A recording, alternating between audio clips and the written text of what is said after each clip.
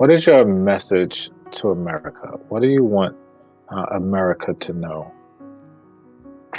One of the things that we have never done as a nation is truth and reconciliation in terms of how detrimental ingredients in the inception of this nation have lasting effects today.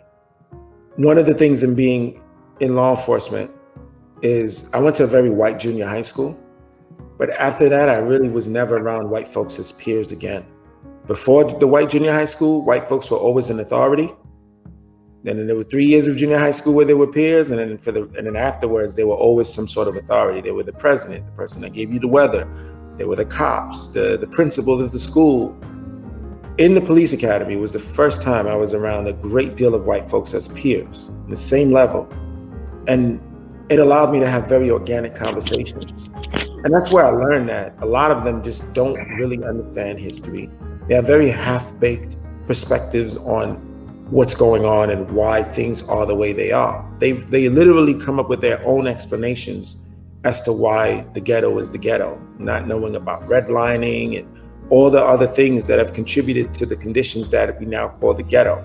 So what I need America to understand is in the same way Memorial Day is celebrated and Independence Day is celebrated because we understand the lasting effects of those things we benefit from.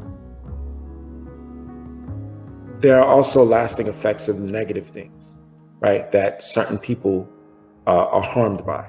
So we need to have a truth and reconciliation to understand how race and race relations has worked in this nation and why things, continue to be an issue because of it.